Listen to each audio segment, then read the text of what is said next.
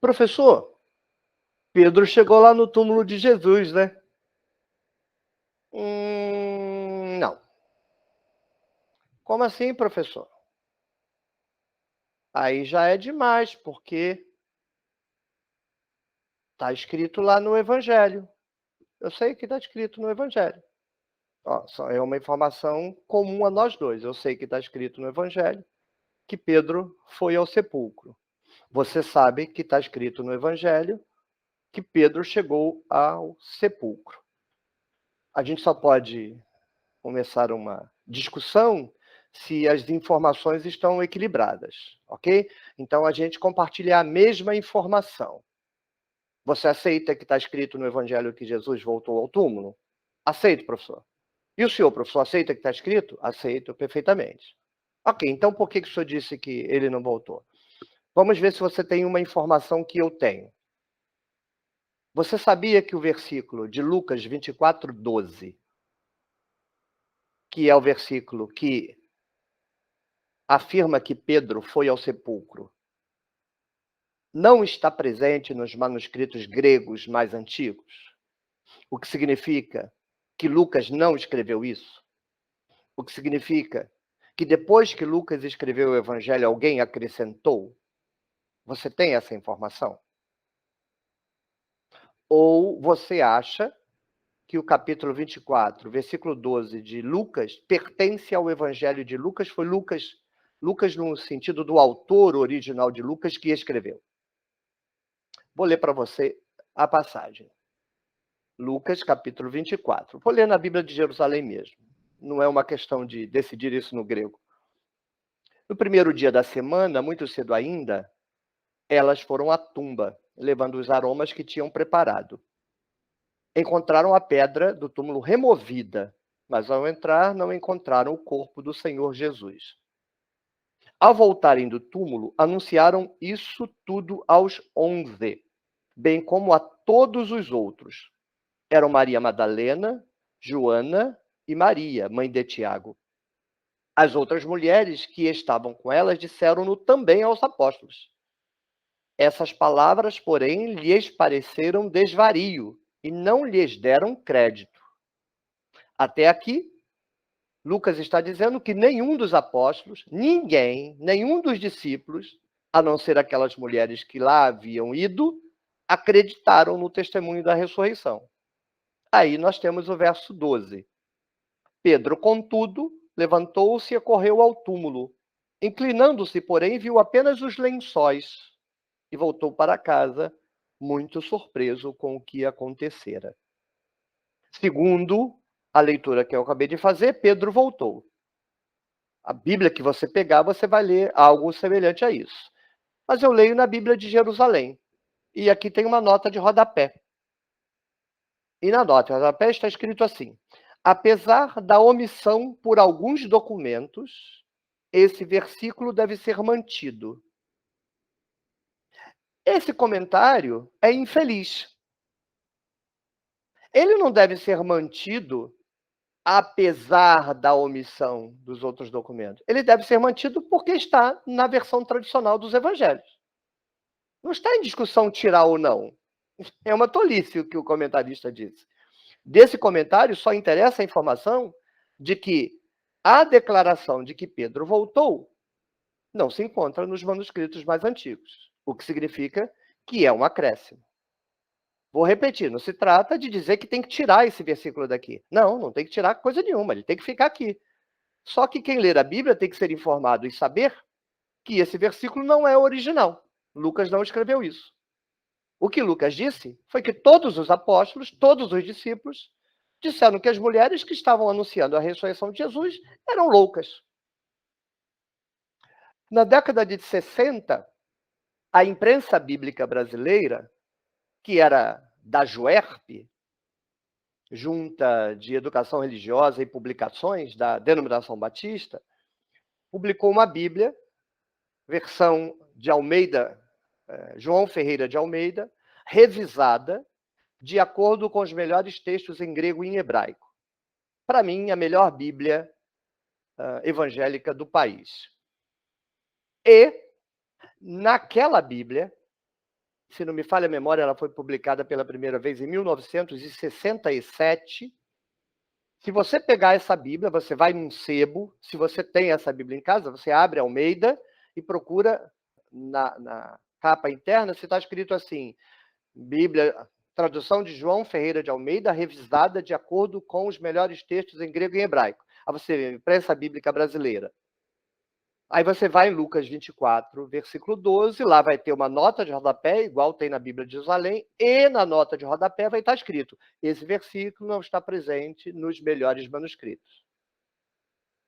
Essa Bíblia, mais tarde, foi caçada, porque é uma informação desagradável. Parece que a editora Geográfica voltou a publicar essa Bíblia, mas eu ainda não sei se ela está publicando o texto, que é bom, e omitiu os rodapés, que são problemáticos, ou publicou também com os rodapés. Pedi a uma pessoa que fez um comentário aqui no canal que me desse a informação, mas ela ainda não respondeu. Se ela mantém a nota de rodapé, eu parabenizo a editora Geográfica por republicar a melhores textos. Se republicou as melhores textos, mas não as notas de rodapé, não prestou um grande serviço à sociedade brasileira. Eu recomendo, então, se for o caso, e eu não sei se é o caso, que faça uma nova edição colocando as notas de rodapé. Pois bem, então qual é a situação? Lucas escreveu um evangelho e Lucas acusou todos os discípulos, exceto aquelas mulheres, de desacreditarem da ressurreição. Esse evangelho continuou circulando, continuou circulando, continuou circulando. Alguém, em algum momento, que a gente tem condições razoavelmente de imaginar, e ao final da exposição eu vou dizer em que momento isso deve ter acontecido, quando leu aquilo, ficou zangado pelo fato de que determinada personagem estava incluída. Porque quando Lucas diz que todos os apóstolos desacreditaram e todos os discípulos desacreditaram, também Pedro desacreditou. Então, o que a pessoa fez? Ela pegou o manuscrito de Lucas, adulterou, acrescentou, fez uma glosa, um acréscimo. Não foi Lucas. Se é que foi Lucas que escreveu. Não foi o autor do Evangelho de Lucas. Foi um glosador. Ele foi lá e glosou. Por que ele fez? Se você analisar, é assim, procure o dinheiro, né? O qui prodest. A quem interessa? Quem ganha com essa adulteração? Pedro. Mas espera aí, quando a adulteração foi feita, Pedro já está morto. Pedro já morreu tem tempo quando adulteraram isso aqui. Então quem ganha? A comunidade que se diz descendente de Pedro. Então, muito provavelmente, alguém ligado à comunidade de Jerusalém, que era a comunidade de Pedro, adulterou. Muito bem. O que acontece depois da adulteração? Você tem um manuscrito de Lucas circulando por aí, em que todos são acusados de serem descrentes da ressurreição. E agora começa a circular em determinados ambientes, principalmente aqueles vinculados à comunidade de Pedro, que afirmam que sim, todos os discípulos descreram, mas Pedro não. Pedro foi lá e voltou. Isso não é verdade, isso é uma adulteração. Como é uma adulteração? Por enquanto, professor, o senhor está dizendo que é adulteração por uma questão de hermenêutica crítica. Sim, é verdade. Você tende a crer no que está escrito, a mula falou, então falou, a serpente falou, então falou. E eu tendo a desacreditar de tudo que eu suspeito que é falcatrua.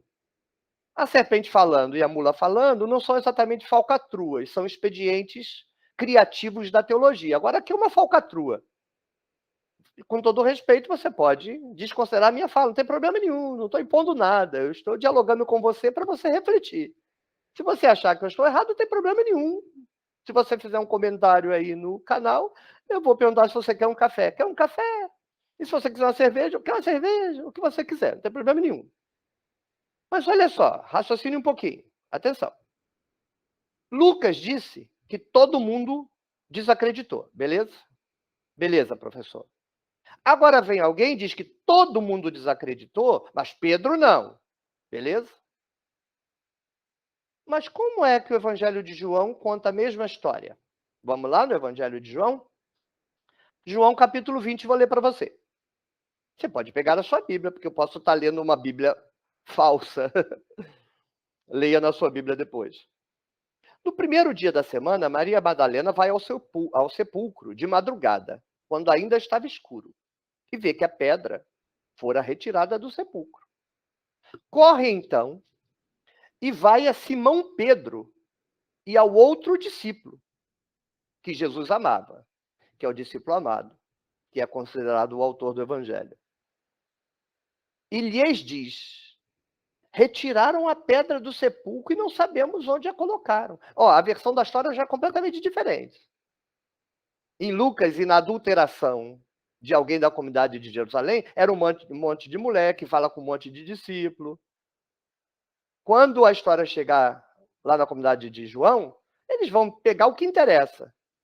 Pega só Maria Madalena, e Maria Madalena conta só para Pedro e João. Percebe? E você acha que isso é história? Nada disso é história. As comunidades contam segundo os seus interesses, é pura tradição, pura ficção. Mesmo quando por trás dos eventos há uma realidade histórica. Mas aí eu estou saindo do assunto. Vamos permanecer no assunto da questão de darmos ou não crédito à fraude, na minha compreensão, do acréscimo de que Pedro teria voltado ao discípulo. Olha que história sensacional, magnífica, fantástica. Parabéns para o redator, é muita criatividade, olha. Pedro saiu então com outro discípulo e se dirigiram ao sepulcro. Ué, lá Pedro foi sozinho. Os dois corriam juntos, mas o outro discípulo, o discípulo amado, correu mais depressa que Pedro e chegou primeiro ao sepulcro. Olha que maravilha. Quando a tradição adulterada, e se você conhece um pouco de Evangelho de João, sabe que no final a comunidade joanina vai se entregar à comunidade de Jerusalém. Então há uma fusão entre a comunidade joanina e a comunidade petrina. Então a comunidade de João vai aceitar a versão adulterada. Então vai construir a sua própria história em cima da versão adulterada. Então Pedro vai. Mas espera aí, o herói dessa comunidade não é Pedro. Pedro não vai chegar na frente. Não, não. Vamos deixar Pedro ir. Mas quem vai chegar primeiro é o nosso herói, o discípulo amado. Mas não pode destruir a tradição adulterada da comunidade petrina, porque a comunidade joanina fez as pazes com a comunidade petrina. Então, olha a solução genial. Mas não entrou. Eu vou ler de novo, isso é muito legal. É muito legal. Os dois, Pedro e João, quer dizer, Pedro e João, não, Pedro e o discípulo amado, corriam juntos.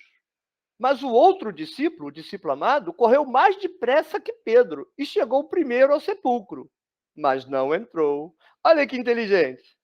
Eu cheguei primeiro, mas não entrei. Aí agora ele faz a conciliação com a versão adulterada. Inclinando-se, viu os panos de linho por terra, mas não entrou. Ele viu que Jesus não estava ali, mas não entrou. Então chega também Simão Pedro, que o seguia, e entrou no sepulcro. É genial. Você pode achar a vida inteira que isso é história. Não tem nada de história aí. Não vou nem discutir a questão da ressurreição. Não vou nem discutir. Você veja que eu estou trabalhando apenas com a tradição narrativa de um testemunho de que supostamente as mulheres contaram para os discípulos não creram. E aí alguém vai e diz, não creram mesmo não, mas Pedro creu. Aí outra comunidade vai e diz assim, peraí, Pedro entrou na frente, mas ele não chegou primeiro, quem chegou primeiro foi João. Ou seja, o que é isso? Isso é uma amostra ao vivo, para qualquer um ler, para qualquer um ver. Veja que a Bíblia não mente. Não entendi, professor. Você acabou de dizer que a história é uma fraude. É uma fraude, mas ela esfrega no seu olho. Você se engana porque quer. Abra a primeira palavra da sua Bíblia.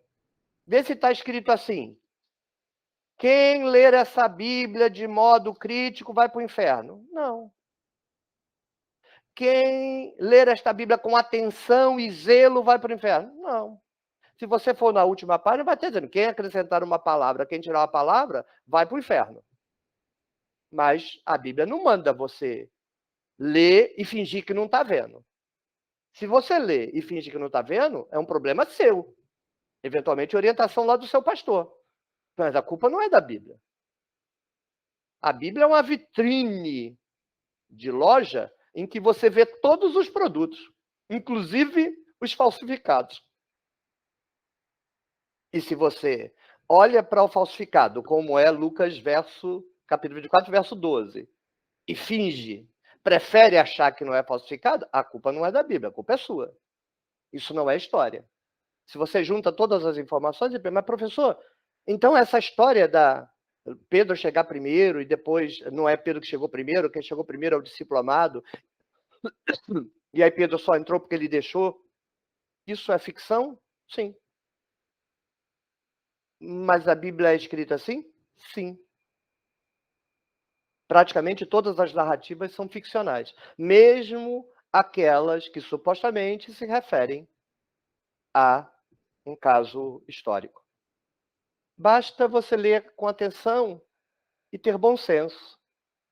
Por exemplo, vamos para encerrar, vamos voltar para a minha praia, vamos para o Antigo Testamento. Você tem a passagem em que as filhas de Ló o embebedam, o estupram, e desse estupro incestuoso nasce Moabe e Amon.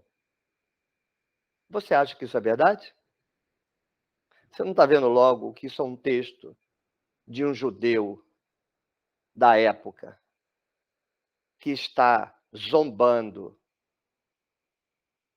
tratando mal, destratando os moabitas e os amonitas? É como um brasileiro falando mal de argentino. E aí fala tudo quanto é porcaria do argentino. É como um brasileiro sacaneando os portugueses e contando piadas de português.